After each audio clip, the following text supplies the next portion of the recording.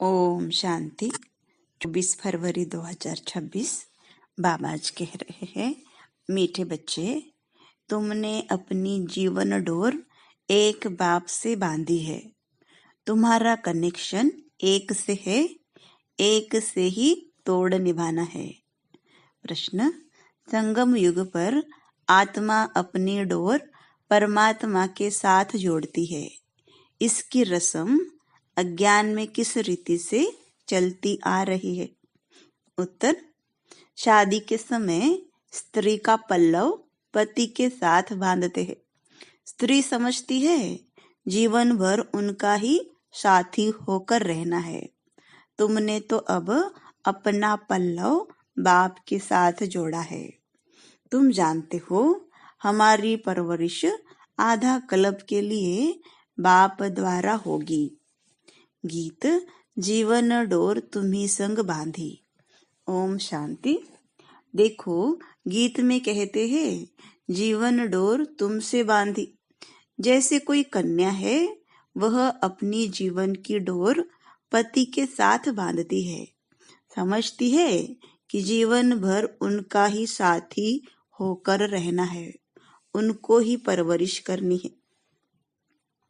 ऐसे नहीं कि कन्या को उनकी परवरिश करनी है, नहीं, जीवन तक उनको परवरिश करनी है।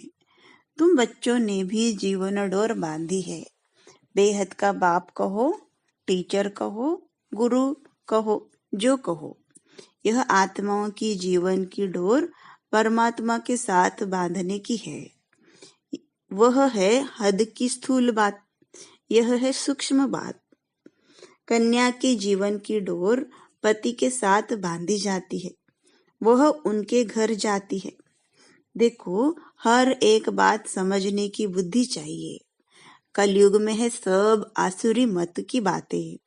तुम जानते हो, हमने जीवन की डोर एक से बांधी है। तुम्हारा कनेक्शन एक से है, एक से ही तोड़ निभाना है, क्योंकि उनसे हमको बहुत अच्छा सुख मिलता है। वह तो हमको स्वर्ग का मालिक बनाता है। तो ऐसे बाप की श्रीमत पर चलना चाहिए। यह है रूहानी डोर। रूह ही श्रीमत लेती है। आसुरी मत लेने से तो नीचे गिरे हैं। अब रूहानी बाप की श्रीमत पर चलना चाहिए। तुम जानते हो, हम अपनी आत्मा की डोर परमात्मा के साथ बांधते हैं, तो हमें उनसे 21 जन्म सदा सुख का वर्षा मिलता है। उस अल्पकाल की जीवन डोर से तो नीचे गिरते आए हैं। यह 21 जन्मों के लिए गारंटी है। तुम्हारी कमाई कितनी जबरदस्त है, इसमें गफलत नहीं करनी चाहिए। माया गफलत बहुत कराती है। इन लक्ष्मी नारायण ने जरूर कोई से जीवन डोर बांधी, जिससे 21 जन्म का वर्षा मिला।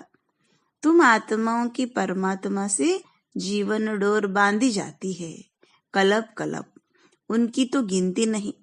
बुद्धि में बैठता है, हम शिव बाबा के बने हैं, उनसे जीवन डोर बांधी है। हर एक बात बाप बैठ समझाते हैं। तुम जानते हो, कल्प पहले भी बांधी थी। अब शिव जयंती मनाते हैं, परंतु किसकी मनाते हैं पता नहीं है। शिव बाबा जो पतित पावन है, वह जरूर संगम पर ही आएगा। यह तुम जानते हो, दुनिया नहीं जानती है। इसलिए गाया हुआ है, कोटों में को। आदि सनातन देवी देवता धर्म प्रायलोप हो गया है और सब शास्त्र कहानियां आदि है। यह धर्म है ही नहीं तो जाने कैसे। अभी तुम जीवन की डोर बांध रहे हो। आत्माओं की परमात्मा के साथ डोर जुटी हुई है। इसमें शरीर की कोई बात नहीं है। भल घर में बैठे रहो, बुद्धि से याद करना है। तुम आत्माओं की जीवन डोर बांधी हुई है। पल्लव बांधते हैं ना, वह स्थूल पल्लव, यह है आत्माओं का परमात्मा के साथ योग। भारत में शिव जयंती भी मनाते हैं, परंतु वह कब आए थे यह किसको भी पता नहीं है। श्री कृष्ण की जयंती कब, राम की जयंती कब है, यह नहीं जानते। बच्चे, तुम त्रिमूर्ति शिव जयंती अक्षर लिखते हो, परंतु इस समय 3 मूर्तियां तो है नहीं। तुम कहेंगे शिव बाबा ब्रह्मा द्वारा सृष्टि रचते हैं, तो ब्रह्मा साकार में जरूर चाहिए ना। बाकी विष्णु और शंकर इस समय कहाँ है जो तुम त्रिमूर्ति कहते हो? यह बहुत समझने की बातें है। त्रिमूर्ति का अर्थ ही ब्रह्मा विष्णु शंकर है। ब्रह्मा द्वारा स्थापना वह तो इस समय होती है, विष्णु द्वारा सतयुग में पालना होगी, विनाश का कार्य अंत में होना है।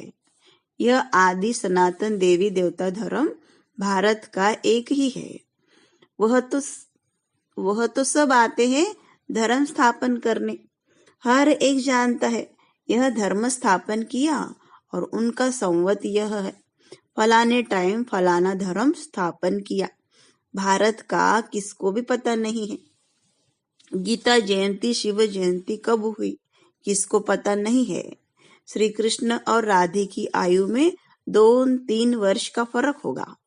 सतयुग में जरूर पहले श्री कृष्ण ने जन्म लिया होगा, फिर राधे ने, परंतु सतयुग कब था यह किसको पता नहीं है। तुमको भी समझने में बहुत वर्ष लगे हैं, तो दो दिन में कोई कहाँ तक समझेंगे। बाप तो बहुत सहज बताते हैं, वह है बेहद का बाप। जरूर उनसे सबको वर्षा मिलना चाहिए ना।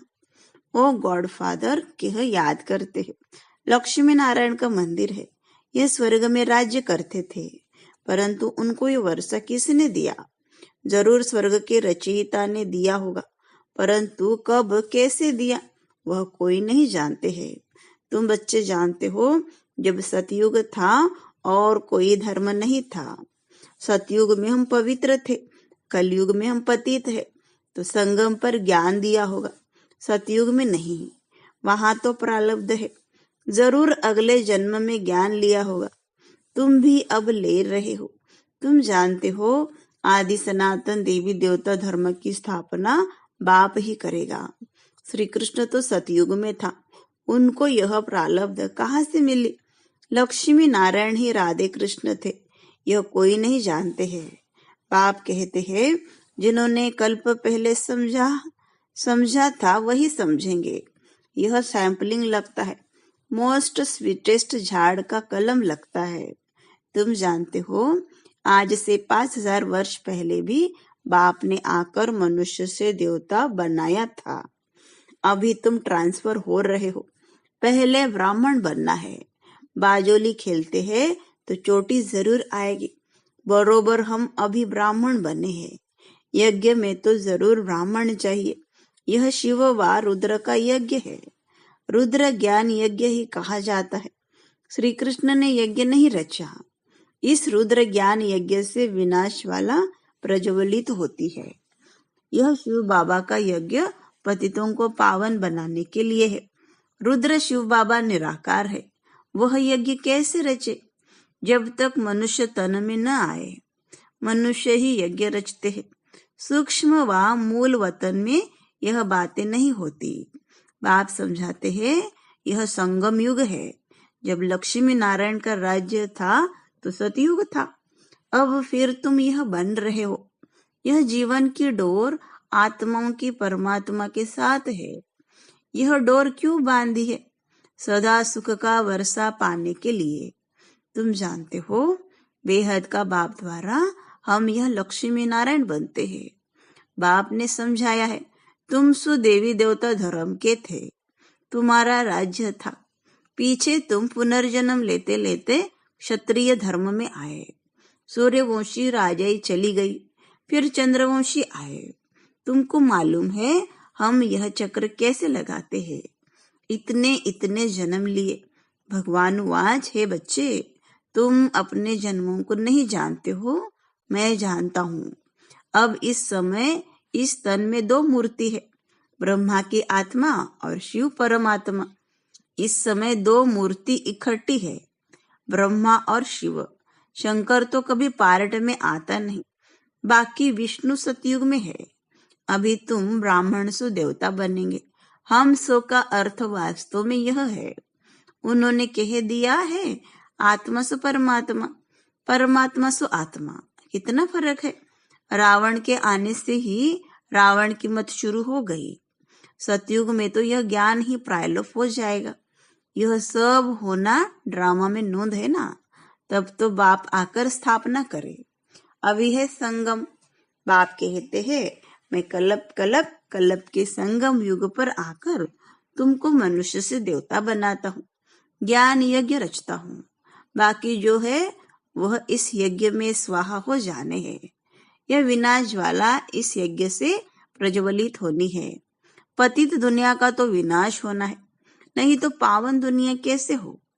तुम कहते भी हो हे पतित पावन आओ, तो पतित दुनिया पावन दुनिया इकट्ठी रहेगी क्या। पतित दुनिया का विनाश होगा, इसमें तो खुश होना चाहिए। महाभारत की लड़ाई लगी थी जिससे स्वर्ग के गेट खुले। कहते हैं यह वही महाभारत लड़ाई है। यह तो अच्छा है, पतित दुनिया खत्म हो जाएगी। पीस के लिए माथा मारने की दरकार क्या है। तुमको जो अब तीसरा नेत्र मिला है वह कोई को है नहीं। तुम बच्चों को खुश होना चाहिए। हम बेहद के बाप से फिर से वर्षा ले रहे हैं। बाबा हमने अनेक बार आपसे वर्षा लिया है। रावण ने फिर श्राप दिया।